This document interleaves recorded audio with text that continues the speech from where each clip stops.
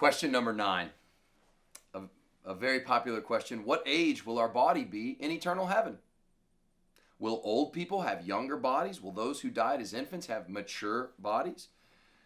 This is a question that much ink has been spilled over this, particularly theologians in the Middle Ages. They love to discuss what will our resurrection glorified bodies be like, particularly what age will they be.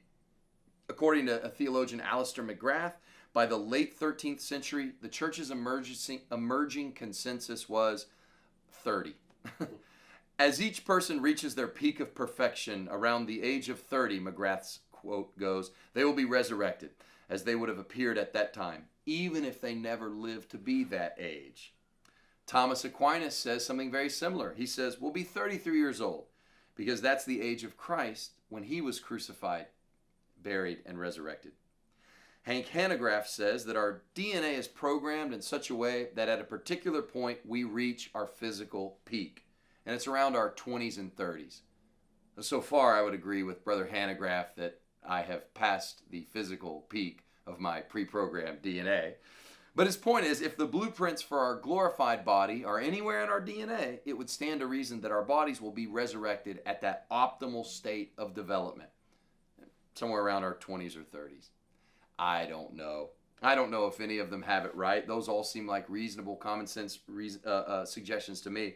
C.S. Lewis points out that here on the earth we have right now, it's uncommon. I like what he says. It is not uncommon for people to wildly misjudge someone's age. I've had that happen. I've preached at youth camps where I would ask someone where they were headed, as thinking they were a camper, only to find out they were a chaperone who was in their 30s, not a teenager. And we've all met little children who were old souls, right? Older people who have youthful vigor. So Lewis tends to think that our bodies will be ageless, that somehow that twinkle in the eye of an older person who makes them look youthful will be in such a way that you can't really pin down an age in these glorified bodies. They appear ageless. I like what Randy Alcorn suggests in his novels, not so much in the book Heaven, but he kind of sets it out there, that in his novels, he imagines that we will see people in New Heaven, New Earth as we knew them best on earth.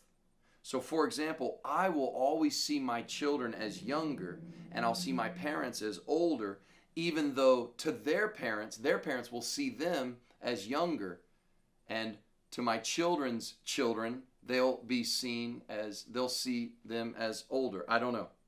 Since Jesus says, after all, you must become like a little child, we do know one thing. There'll be a lot of trusting, there'll be a lot of faith, there'll be a lot of joy, there'll be a lot of spontaneity and laughter and curiosity. Why? Exuberance. Because these are the things that we love, and these are the things that Jesus prized when it came to little children. And so there'll be kind of a youthful vitality no matter what, I think. We can't know everything about our resurrection bodies. Even Paul in 1 Corinthians says we're not going to be able to know everything about it. But we do know that he will resurrect these bodies, and there will be a physical resurrection. And there'll be a one-to-one correlation. The concept of continuity is very important, that who you are on this earth, if you are in Christ, you will be resurrected into the new heaven, new earth. Why is that so important? Because that means if you were buried, that body will be physically resurrected and glorified at the creation of the new heaven, new earth. It also means if you were not properly buried, if you were on a submarine that was in a war and blown apart by a torpedo, and you are scattered on the furthest, uttermost parts of the bottom of the ocean floor, God knows where all those molecules are, and he will resurrect on that final day. He will resurrect that body and glorify it. If you were fed to a lion, like the early Christian martyrs who were killed in a Roman Colosseum, fed to a lion, don't worry. God will be able to figure out how, in some sense, that lion digested that body, and those molecules will be resurrected and glorified. If you were burned at the stake as a martyr, he will resurrect those ashes. And this is important for those who have questions about cremation versus burial. If you were cremated, someone asked, is it wrong to be cremated? No, biblically, there's no prohibition against cremation, not that I can find. Why? Because God will find all those molecules and all those ashes in whatever form or however decomposed they are, God will find and resurrect.